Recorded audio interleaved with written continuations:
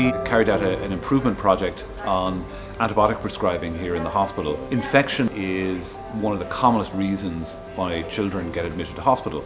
And for children who need treatment with antibiotics, it's really important that they get the right antibiotic, that they get it at the right dose, and that they get it by the right route, the right duration. And that ensures that they respond to treatment as quickly as possible, but it also reduces the risk of them getting side effects because of antibiotics and reducing the risk of antibiotic resistance. We noticed from a number of audits that we did that the quality of antibiotic prescribing was not as good as we'd like it to be.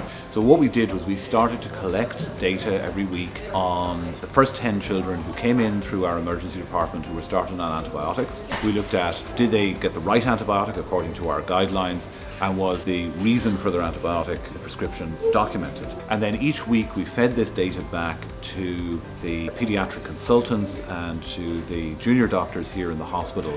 And over the course of a couple of weeks, people started to become more and more intrigued about this data and really started to think about how can we improve this ourselves. And that, I think, is one of the keys to the success of this project, was this idea that the prescribers themselves really took ownership of the problem and developed the solutions themselves.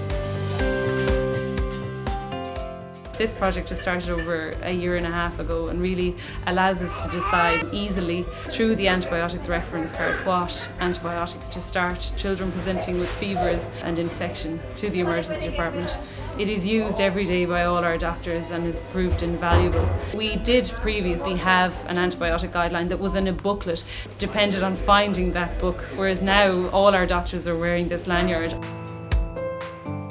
You know, as nurses, we administer all the IV and oral antibiotics prescribed by the doctors, so it's up to us to ensure their correct dose is administered. So prior to the introduction of these guidelines, the amount of time spent on the phone contacting the various teams to rechart and re-prescribe the correct dose was, to say the least, both frustrating and annoying. So the antimicrobial guidelines, they've been absolutely fantastic, a godsend.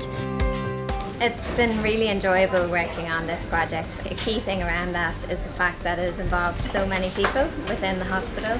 By involving everyone, having our quizzes and introducing colourful cards and our guidelines online and things like that really helped. And I think it's one of the key reasons that we've seen such an improvement, going from our 30% compliance with documentation of indication and adherence to our guidelines here, and bringing that up to 100%, which we've maintained consistently since February last year. It's also had an impact on the money side of things, and comparing our year-on-year spend on antimicrobial drugs, we've saved more than 100,000 from our 2014 spend compared to 2015.